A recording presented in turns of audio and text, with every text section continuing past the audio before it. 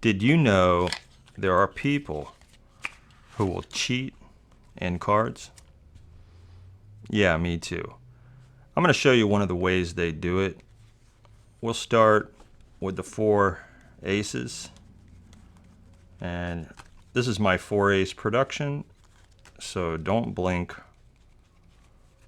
or you'll miss it. Now, if you ever see someone scoop cards like that, that's usually a red flag. I mean, they could have added extra cards or something. In this case, it's just the 4 cards, and it should be the 4 aces. We have the 2 red aces and the 2 black aces. Black, red. One of the ways a card cheater might cheat is they may use secretly marked cards. Now, without going into deciphering the marks, this is how it works. We'll place one of the aces in backwards and lose it somewhere in the deck. Okay, now you can blink. Turn the cards over, and just like a marked card, you can see how easy it is to find the ace. Also, did I mention all the cards are marked? They're marked with blue ink. All of them.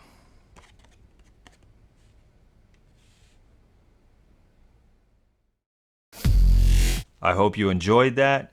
This is a very easy to learn card trick, and I'm going to show you how to do it. And remember, if you don't want to know the secrets, then watch no further, because once you do know, you can't unknow. We'll give a couple seconds for those who don't want to know.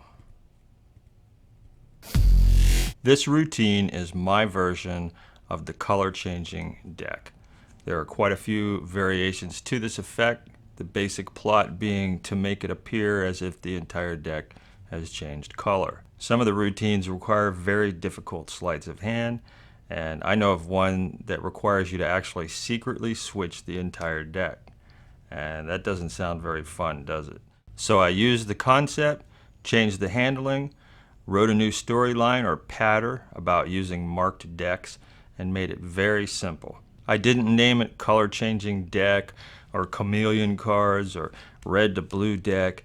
In my opinion, it ruins the magic if you announce what you're going to do before you do it. Okay, here's the setup. You'll need a blue deck of cards, a red card box, and a red back ace of diamonds or ace of hearts. It needs to be a red deck to a blue deck and not the other way around, because there are 2 subliminal messages in the pattern that help solidify that the cards are red from the start. I'll explain them when we get there. Remove the 4 blue-backed aces and the 10 of hearts and place them in these positions. The 10 of hearts goes on the bottom, meaning if the deck is oriented like this, this is the bottom. The reason for the 10 of hearts is because out of all 52 cards, it has the most red on it. Go 2 cards down and place your ace of diamonds face down into this position.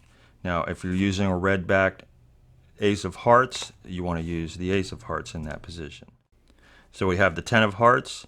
2 cards down, we have the blue-backed ace of diamonds.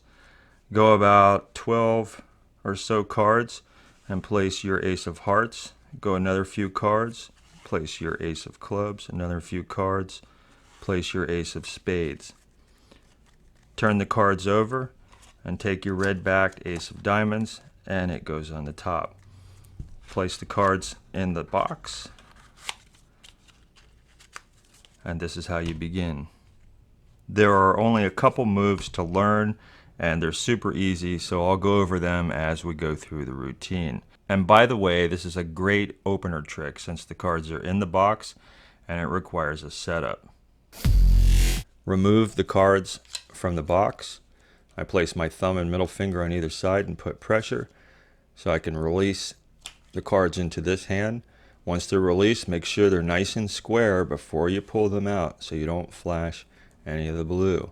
And if you're having problems with the cards coming out without getting hung up in there, first of all, remove the 2 jokers. Remember, you have an extra card, so that's 53 cards. Remove a couple random cards.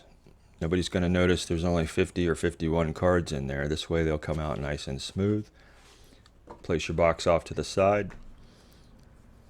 Turn the cards over. Remember, your blue-backed ace of diamonds is 2 cards down. So as you fan out to look for your 4 aces, you're going to do a slight block push off and look for that first ace. This is why you want this ace of hearts to be a good 10-12 cards down so it doesn't get lost into that block. And if, as you're looking for the aces, you come to the ace of clubs first, you know you missed the ace of hearts and you better go back and get it. So ace of hearts, you come to your ace of clubs, place it down. Notice I place it on top of the ace, and the ace of spades goes there. And your final ace is the last card. It's the red-backed ace of diamonds. So as you pull it out, you want it to look suspicious. You're not doing anything tricky, but you want it to look tricky. So as you come to that last one, you're going to pull it out fast. Even if they don't see the face of it, they're going to see it in a minute. So pull it out. You're going to come over here and scoop up underneath that ace of hearts. And do it fast enough where they almost don't even see that ace. Square these up and turn them over. Make sure they're square before turning them over or you'll flash the blue. Square them up and turn them over. This is when you bring to the attention the suspicious looking scoop and that's a red flag. When you say the word red, emphasize on it slightly. Red flag. Square these up. Place them there. Now what do you see? You see red, you see red, you see red. You want everybody to be seeing red, hearing red. Everything should be red. Turn these cards over, showing that it's just the 4 aces. Now they get to see that ace of diamonds. Now you're going to do a frustration count, and I've split it into 2 counts. Place your middle finger and thumb here and turn it over, show the red back. As you peel a black ace, show the back, peel the other black ace. Now I'm going to purposely miscall these. I'm going to go, we have the 2 red aces, place them down. And you have the 2 black aces, and place them down. Now that's on purpose for more misdirection. Most people are going to correct you on your miscall, and then you correct yourself, calling these the black and these the red. Call black first and then red. Finish with the word red, and when you say the word red, you emphasize it. Black, red. It's another subliminal message. Now this is the part where you're explaining that card cheaters may be using marked cards. Turn this ace over. Grab the deck and use your thumb and riffle through about halfway. Don't go past halfway. Split the deck, and you're going to use this top card, whichever it winds up to be, and you're going to push it off a little and use it to scoop this card. And you're going to catch a pinky break under that card.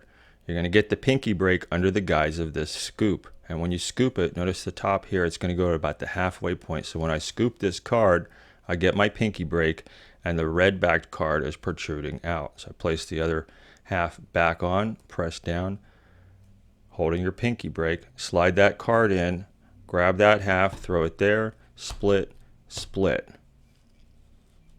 At this point, you want to push your 3 aces forward to give space for the final spread and reveal.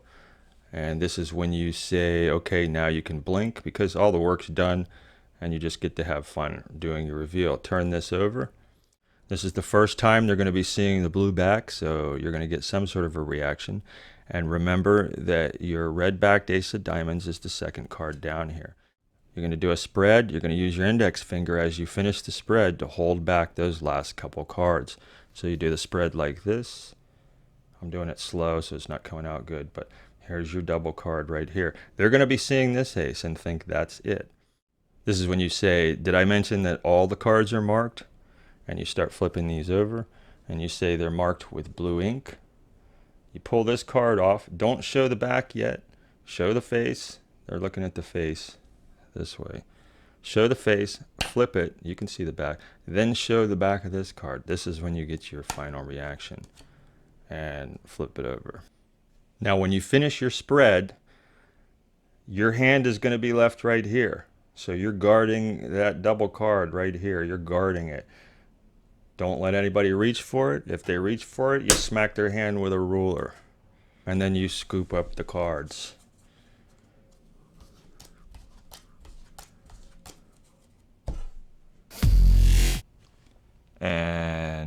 That's it.